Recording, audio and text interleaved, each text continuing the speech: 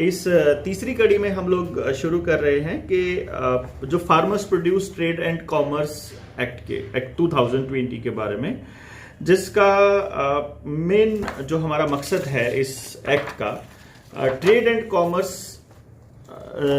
के ऊपर नियमन बनाना कि सरकार किस तरह से इन चीज़ों को रेगुलेट करेगी। और इसमें सबसे पहला सवाल मैं डॉक्टर अजय बलहारा जी से पूछना चाहूँगा कि डॉक्टर साहब, जैसा कि हमने सुना है और बहुत से लोग कहते भी हैं कि जो ट्रेड एंड कॉमर्स है फार्मर प्रोड्यूस का, वो बेसिकली स्टेट सब्जेक्ट है। बिल्कुल बिल्कुल। तो क्या ऐसा माना जाए कि ये जो कानून बनाया है केंद्र सरकार ने, ये गैर संवैधानिक है? क्या हम इसको ये मान के चलें कि ये अनकॉन्स्टिट्यूशनल होने की वजह से इसके रद्द होने के चांसेस हैं, या इसे नहीं बनाना चाहिए था? इसको थोड़ा स्पष्ट कीजिए और फिर इसके बारे में थोड़ा सा डिटेल में हम लोगों को बताइए।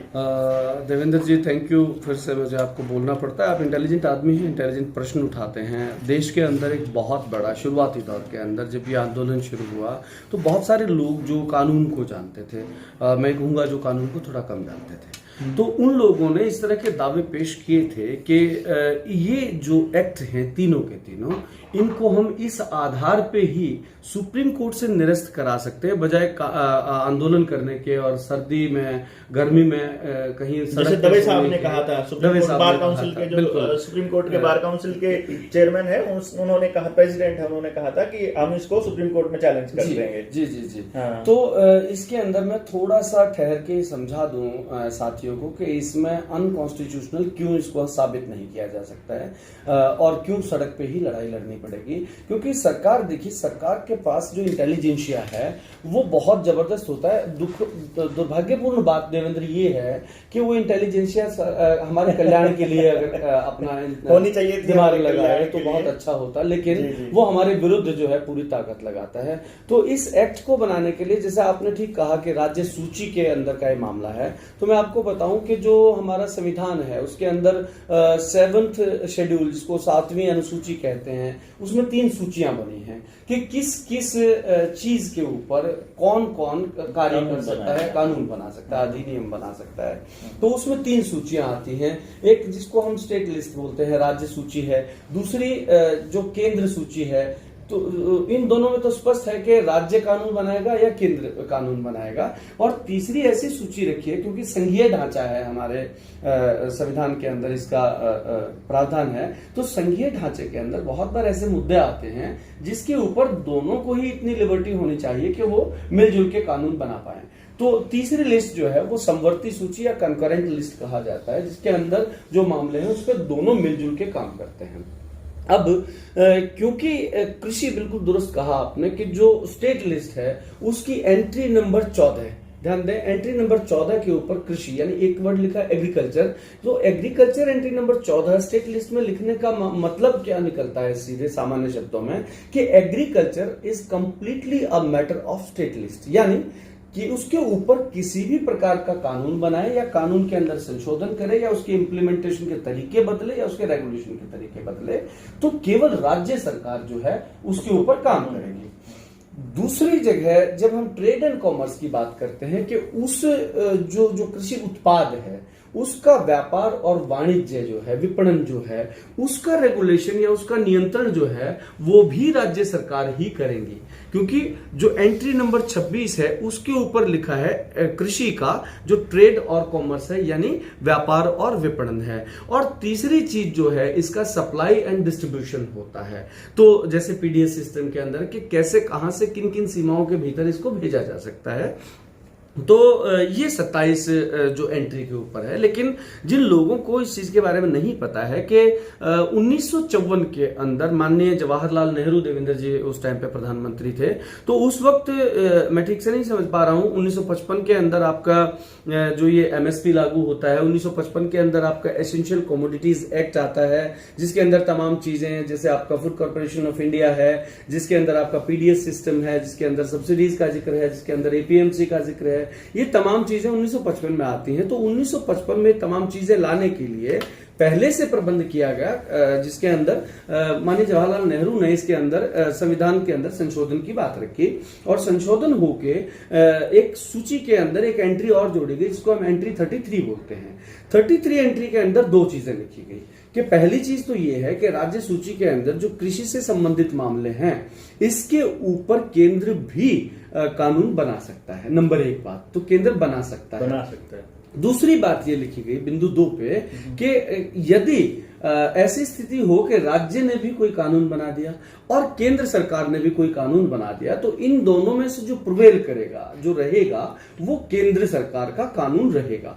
अब यही स्थिति है कि केंद्र सरकार ने राज्य सूची के मामले कृषि के ऊपर, कृषि के विपणन के ऊपर कानून ला दिए हैं, खासकर जिस कानून की अभी हम चर्चा करने वाले हैं, trade and commerce facilitation and promotion act. यानी आप इसको ऐसा कह सकते हैं कि नेहरू जी ने इसकी शुरुआत की थी। जी, मतलब जी, जैसे आमतौर पे सरकार ये हर चीज में कसूर जो है वो नेहरू जी का निकालती रहती है। जी, जी, लेकिन जैसा मैं इंटरप्रेट कर पा रहा हूँ कि उस वक्त देश थोड़ा भुखमरी के दौर में था, हमारे पास इतना स्टॉक नहीं रहता था, युद्धों की भी स्थिति रही थी कि स्टॉक रहे देश के पास, तो उन्होंने शायद उनका विजन ये रहा होगा कि अगर कभी देश के अंदर ऐसे हालात ना आ जाए तो पूरे देश में एफसीआई के गोदामों में जो अनाज इकट्ठा करके रखना और इनके मंडियों के एक्ट बनाने, एपीएमसी खड़ा करना और एसेंशियल कमोडिटी एक्ट भी। ये कहने का मतलब ये हुआ कि उस वक्त उनका जो मकसद था, या ये कहिए कि उनका जो बात का मीनिंग था, वो ये था कि वो चाहते थे कि देश के अंदर खुशहाली आए।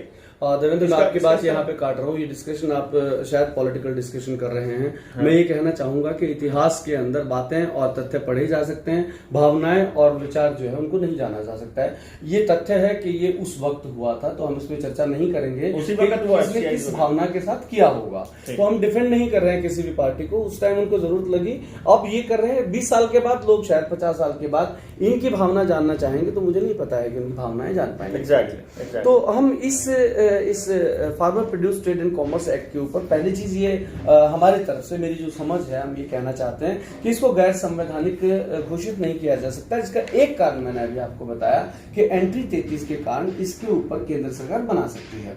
अभी 2 तरीके और हैं जिसको गैर संवैधानिक इसको ठहराने के लिए जो काफी हो सकते हैं, उस पर भी हम एक लाइन की चर्चा कर लेते हैं कि किसी भी एक्ट को गैर कानूनी साबित करने के लिए पहला तो हमने कहा कि जो केंद्र सरकार है क्या उसकी स्टैट्यूटरी या लेजिस्लेटिव पावर के अंदर था, तो मैंने कहा कि पावर के अंदर था।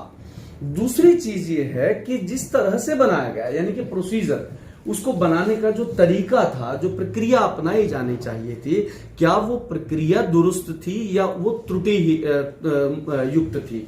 तो मैं यहां बताना चाहूंगा कि बेशक से इसको जो है वॉइस वोट के साथ बनाया गया है, ध्वनि मत के साथ बनाया गया है, लेकिन क्योंकि ध्वनि मत भी एक वैध तरीका है लेजिस्लेशन के लिए, तो इसको इस आधार पे भी निरस्त कराने के लिए सुप्रीम कोर्ट में याचिका नहीं जा सकती कि इसका जो प्रोसीजर है उसको वायलेट किया गया है, क्योंकि वॉइस वोट एक वैलिड तरीका है जब वोटिंग संभव ना हो। यहां मैं इतना जरूर कहना चाहूंगा कि वोटिंग संभव क्यों नहीं थी, इस पर थोड़ा सा लोग ध्यान दें।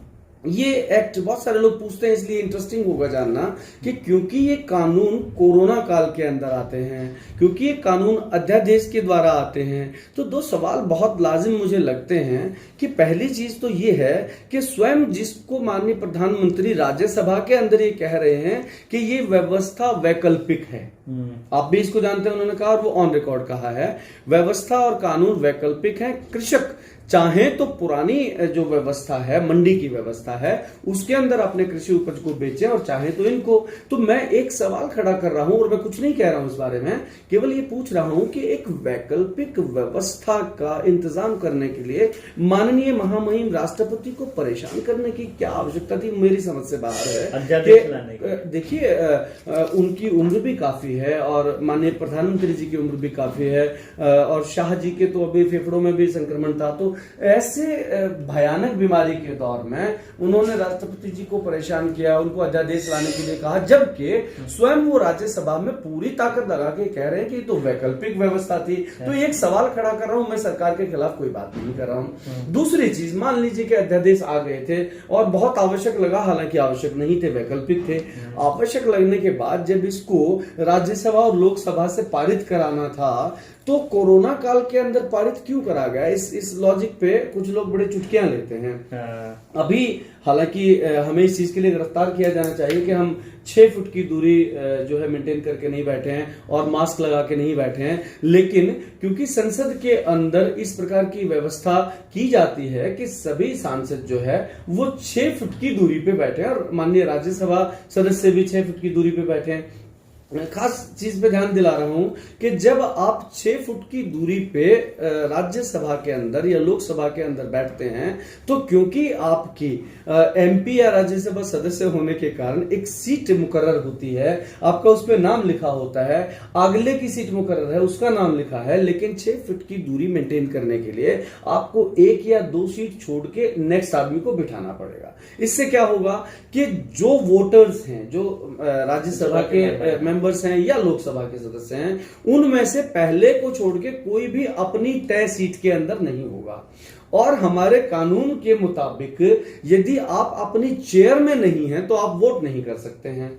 तो कोरोना की वजह से 6 फुट की दूरी जरूरी थी, और 6 फुट की दूरी होने से आप अपनी सीट में नहीं होंगे, आप अपनी सीट में नहीं होंगे तो वोटिंग नहीं कर सकते हैं। इसलिए भैया इस कानून के ऊपर वोटिंग हो नहीं सकती थी कोरोना काल के अंदर। और जब वोटिंग नहीं हो सकती तो फिर राज्यसभा के अंदर थालियां तो खैर नहीं होती है, ध्वनि मत में टेबल भी पीटते हैं लोग और चीखते भी हैं कि पास कर दो, पास कर दो। और बहुत बार ऐसा होता है कि जो पास कराने वाले हैं वो शायद ज्यादा चीख जाते हैं, और जो वहां के स्पीकर महोदय होते हैं उनको एक बार जो कान में पड़ जाए कि ज्यादा क्या बोला गया है, इसको हम ध्वनि मत या वॉइस वोट कहते हैं। लेकिन मैं फिर कह रहा हूं कि इसमें गैर वाजिब कुछ भी नहीं है और ये एक वैलिड तरीका है, तो इसके ऊपर भी कोर्ट के अंदर इसको चैलेंज नहीं किया जा सकता है। और तीसरी चीज मैं कह रहा हूं कि कंटेंट ऐसा है क्या? देखिए मैंने पहले क्या कहा कि क्या उसको बनाना आपके हाथ में था? क्या आप जो है प्रोसीजर जो अपनाया गया वो गलत था? नहीं, गलत नहीं था, सही था, बिल्कुल वाजिब था। तीसरा, इसके अंदर कोई ऐसा कंटेंट, कोई ऐसी लाइन है क्या जो किसी भी व्यक्ति के प्राण को हानि करती है या आपके संवैधानिक अधिकारों के या संविधान की मूल भावना के खिलाफ हो? तो वो भी ऐसा इसमें नहीं मिलेगा, क्योंकि इसको बहुत बड़े एक्सपर्ट्स लिखते हैं और वो शब्दों के खेल में अच्छे खासे जो प्रवीण होते हैं काफी, तो इसलिए ये भी नहीं था। तो यहाँ पे मैं एक भाग को खत्म कर रहा हूँ चर्चा की, जिसमें इससे आगे हम प्रावधानों की बात करेंगे कि इसको गैर संवैधानिक करार किसी भी प्रकार से दिया जाना संभव नहीं है। इसके बाद हम इसकी बात कर सकते हैं कि ये एक्ट जो है किस मंशा से